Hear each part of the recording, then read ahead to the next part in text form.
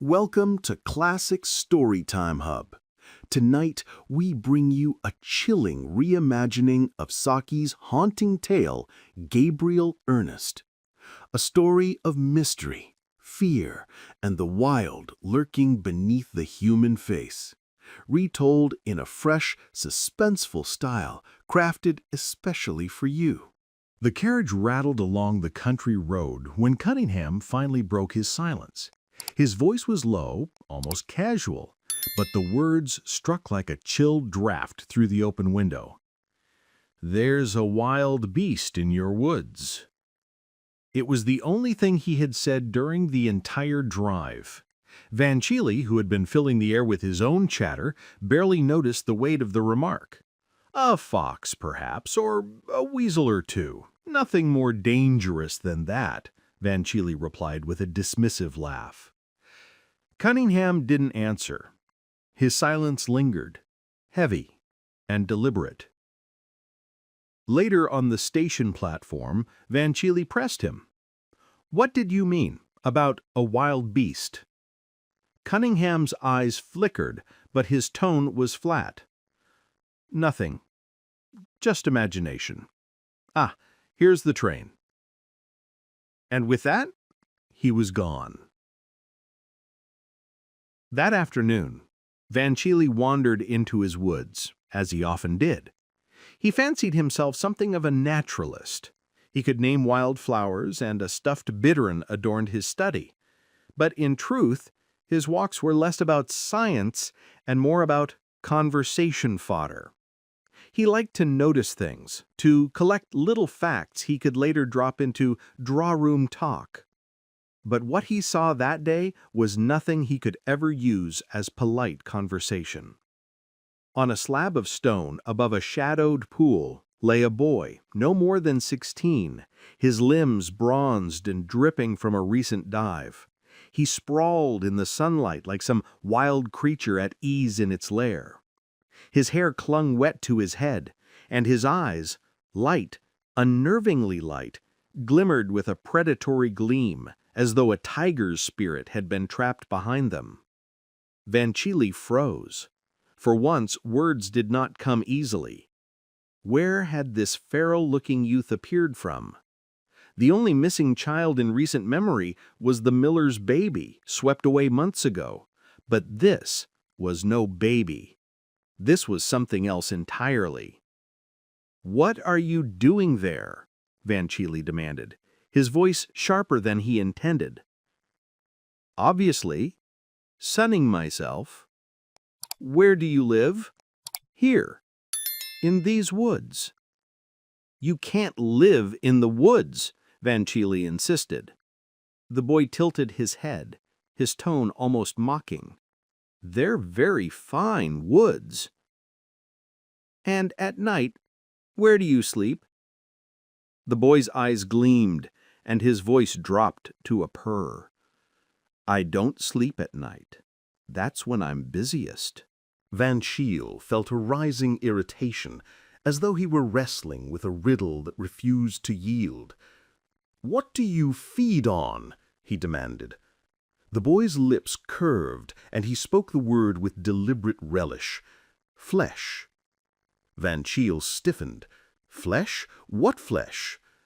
The boy's eyes gleamed, and his voice dropped into a slow, taunting cadence. "Since you're curious, rabbits, wild birds, hares, poultry, lambs when the season is right, and children when I can get them. They're usually locked away at night, which is when I hunt. It's been nearly 2 months since I last tasted child flesh." The words hung in the air like a poisonous mist.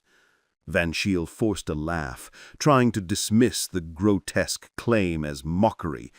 He pressed on, clinging to reason. "You're talking nonsense. Our hillside hares aren't easily caught." The boy's reply was calm, cryptic. "At night, I hunt on 4 feet." "You mean with a dog?" Van Cheele ventured. The boy rolled onto his back, laughter spilling out, low, strange, half chuckle, half snarl. I don't think any dog would care for my company, especially at night." A shiver ran through Van Shiel.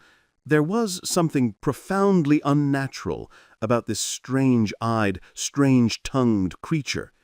He drew himself up, trying to sound authoritative. "I can't allow you to remain in these woods." The boy's smile widened. "You'd rather have me here than in your house." The thought of this feral, naked being prowling through his carefully ordered home made Van Shiel's stomach twist. "If you don't leave, I'll make you," he snapped. The boy moved like lightning. He plunged into the pool, then surged upward, his wet body glistening as he scaled the bank with animal grace. In an otter, the movement would have been natural. In a boy, it was terrifying. Van Shiel stumbled backward, slipping on the mossy stones. For a heartbeat, he lay almost prone, those tigerish yellow eyes hovering dangerously close. Instinctively, his hand rose toward his throat. The boy laughed again, this time the snarl nearly devouring the chuckle, and then, with another sudden fluid motion, vanished into the tangle of weeds and ferns, leaving only silence and the echo of that inhuman laugh. "What a strange, untamed creature," Van Shiel muttered as he pulled himself upright. And then, like a whisper from the past, Cunningham's words returned to him. "There is a wild beast in your woods."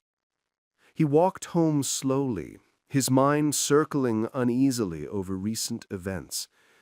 Game had been vanishing from the forest, poultry stolen from farms, hares growing scarce, farmers complaining of lambs carried off whole from the hills.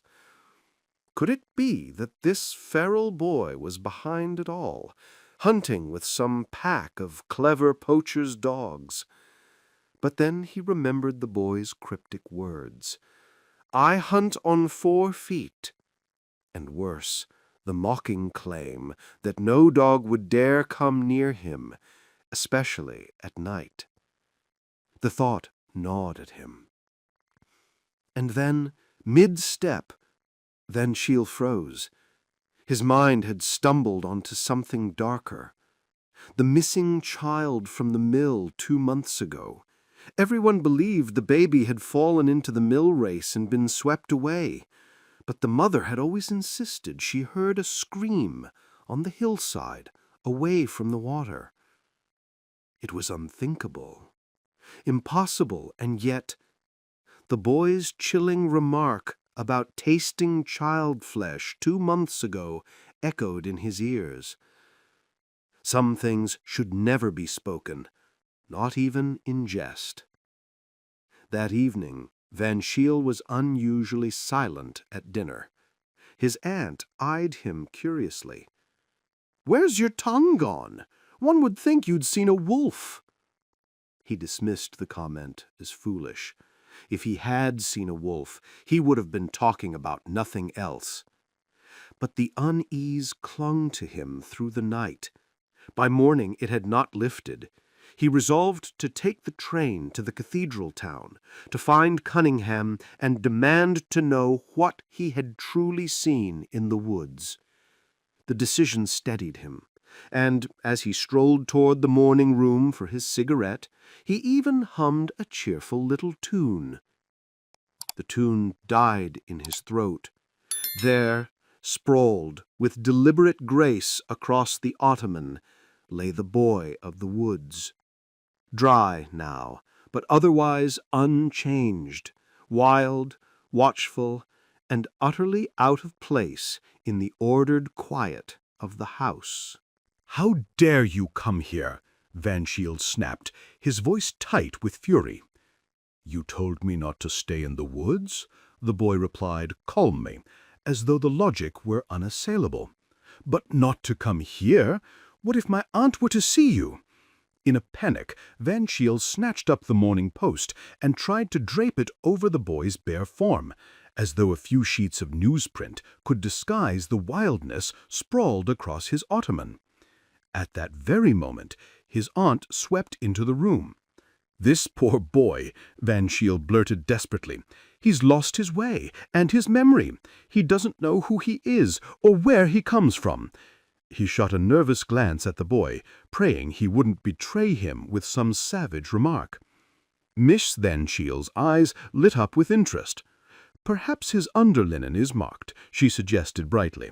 "He seems to have lost most of that as well," muttered Van Shiel, clutching at the newspaper to keep it in place.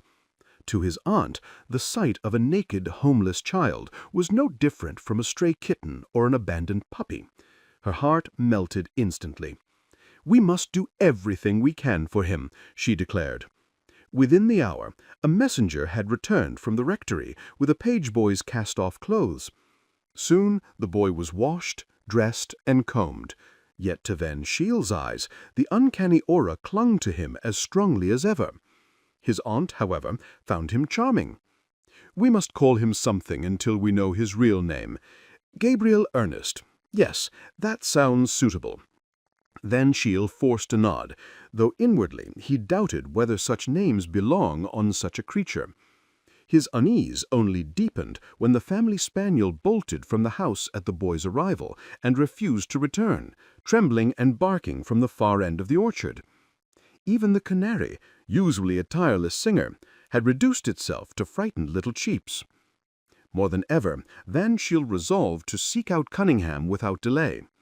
As he drove to the station, his aunt was already planning for Gabriel Ernest to help entertain the Sunday school children at tea that very afternoon. When Van Shiel finally confronted Cunningham, the artist was reluctant to speak. "My mother died of brain trouble, so you'll understand why I hesitate to dwell on anything impossibly fantastic that I may have seen or thought I saw." "But what did you see?" Van Shiel pressed, his voice edged with desperation. "What I thought I saw," Cunningham began, his voice low and strained, "was something so extraordinary that no sane man would dare admit it truly happened.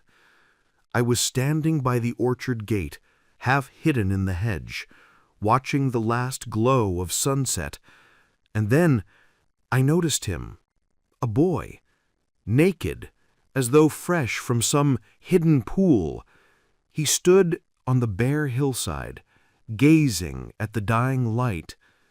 His stance was so wild, so pagan, that he might have been a faun torn from ancient myth. I was on the verge of calling out to him when the sun slipped away, the colors drained from the sky, leaving only cold gray, and in that instant the boy vanished." "Vanished? Into nothing?" Van Shiel gasped. "No," Cunningham whispered. "That's the dreadful part. Where the boy had stood, there was now a wolf, black, massive, its fangs gleaming, its eyes burning yellow with cruelty. That is what I saw." But Van Shiel did not wait to hear more. Thought was useless now.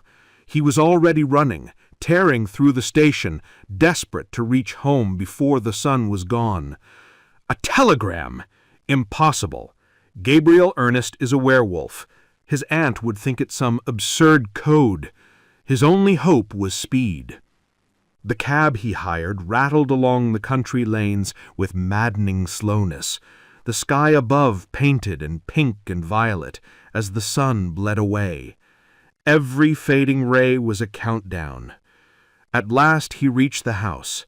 His aunt was calmly putting away jars of jam and cake when he burst in, breathless, wild-eyed. "Gabriel Ernest?" he cried. "Oh, he's just taking the little Toop child home," she said cheerfully. "It was getting so late, I thought it wasn't safe for the child to walk back alone. Isn't it a beautiful sunset?" Van Shiel did not pause to admire the glow of the western sky. He was running harder than he had ever run in his life, pounding down the narrow lane that led to the Toop's cottage. On one side, the mill stream rushed dark and swift. On the other, The bare hillside loomed, stark against the fading light. A thin rim of red sun still clung to the horizon. One more turn in the road, and he would see them, the strange boy and the small child walking together. But then, as if the world itself had drawn a breath and gone cold, the color drained from the sky. Gray light swept over the land like a shiver, and in that instant a shrill cry of terror pierced the air. Van Shiels stopped dead. Nothing was ever seen again of the Toop child, or of Gabriel Ernest. Only the boy's discarded clothes lay in the road, mute evidence of what had passed. The story told itself. The child had fallen into the water, and the boy had stripped and leapt in, a doomed attempt at rescue. Van Shiel and nearby workmen swore they had heard a child scream at that very spot. Mrs. Toop, with 11 other children to care for, accepted her loss with weary resignation, but Miss Van Shiel mourned deeply for her lost foundling. It was she who arranged for a memorial brass in the parish church, inscribed to Gabriel Ernest, an unknown boy who bravely sacrificed his life for another. Van Shiel, who yielded to his aunt in most things, refused flatly to contribute to the memorial. And thus the story ended. If you liked this journey into the worlds of classic literature, do not forget to support us by subscribing so we can tell you more. And hey, if there's a classic tale you'd love to hear told in this suspenseful style, drop its name in the comments below. Your suggestion might be our next chilling adventure.